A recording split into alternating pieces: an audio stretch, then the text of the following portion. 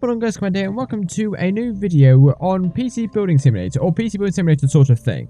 Now, what we're going to be doing today is something that I've done before, but I didn't really like the way that I did it.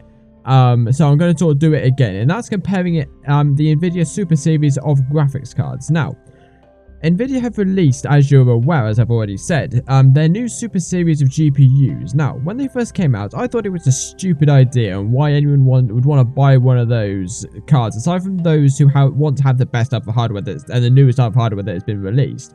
But then my opinion changed. Why? Well, let's take a look.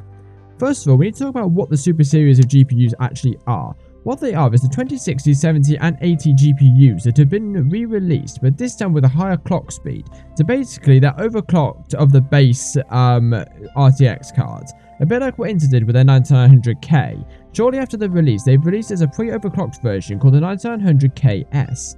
This is basically the same with the GPUs except for one exception, and that's just the 2060, which has been bumped from 6 to 8 gigs of video memory in the Super Series. Now, I did the benchmarking on these cards inside a PC Building Simulator using 3D Mark Times by Extreme. Now, this is the best and probably the only way that I could have done this, since I do not have this equipment at home. And now onto the test bench. The rigs are the same through all of the different cards, except for the GPUs. Obviously, we have a 9900K, 16 gigs of Corsair Dominator RAM at 3000 MHz with XMP enabled. As well as a 1TB worth of M.2 storage. There are other specs that will be detailed on the screen and in the description, but they don't impact the benchmark, so I'm not going to talk about them. I also needed something to bench these cards against, and I got the base counterparts of each of these cards to compare it against, and I also threw in a 2080 Ti in. Now, although the 2080 Ti doesn't have a super counterpart, I thought it'd be interesting to see where it comes out, and boy, I'm glad I did. Now, as you can see with the Super Series of cards, the Super Series have got much higher score than their base counterpart, which is what you expect. However, the difference between the score of the 2080 Super and 2080 Ti are literally within 12 points of each other, which is interesting considering the 2080 Ti has 11 gigs of video memory, whereas the 2080 Super has only 8. Now, you might be saying to yourself, and rightly so, well, that's what you expect with the base and the Super Series of graphics cards with the other ones. Having a massive difference in score. However, this is all well and good until you look at the price of these cards. Now, the price of the cards that I'm looking at are through Amazon, aside from the base 2080, which is found on NVIDIA's website, so I couldn't find the price of it on Amazon, and such the price is the MSRP, which is the manufacturer's suggested retail price. Now, the super cards are generally within about 100 quid of their base counterparts, aside from the 2080 and 2080 Super, which is more 200 quid apart.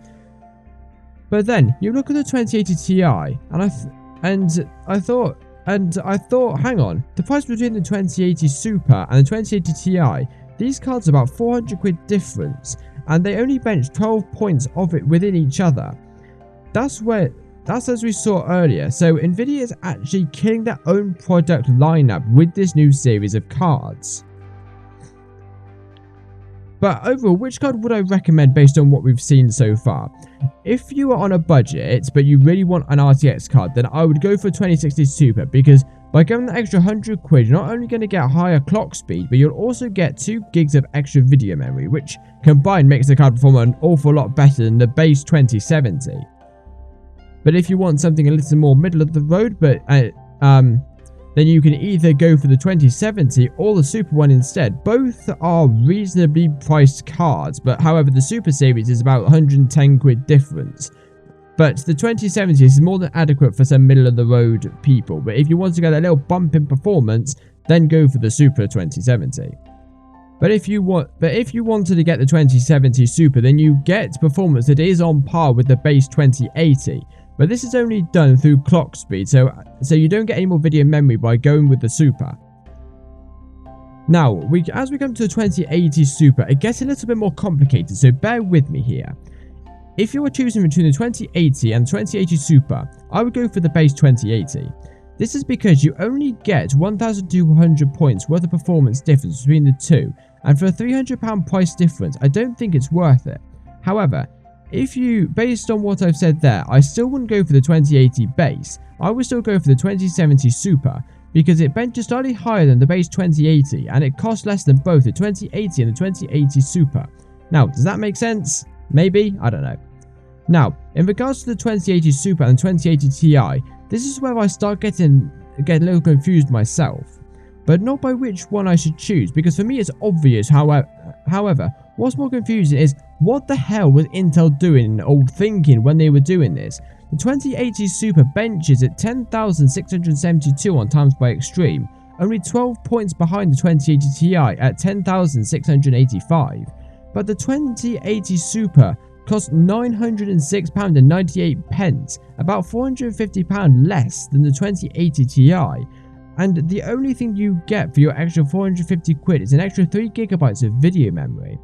And it turns out that doesn't even make that much of a difference in performance. So quite literally, from a price to performance viewpoint, NVIDIA have basically killed this card by releasing the Super Series.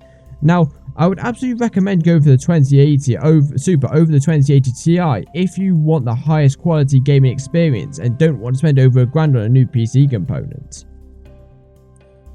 So that's the reason why I have sort of done a reversal on the Super Series. Again, I still think it's a bit stupid, but because NVIDIA, it's not stupid from a consumer point of view, because you get a 2080 Ti performance for like $400, well, 400 quid less. But from NVIDIA's point of view, it is still a bit stupid because they have killed a lot of their product lineup in the base series because of the Super Series that they've released. But anyway, that is what I have time for in this video here. I hope you guys have enjoyed. If you did enjoy, don't forget to smash that like button and hit that subscribe button for more awesome gaming content. If you have any other ideas or things you want me to compare against or do it in this sort of style of video, then do let me know in the comment section down below. And I shall see you all later. Bye!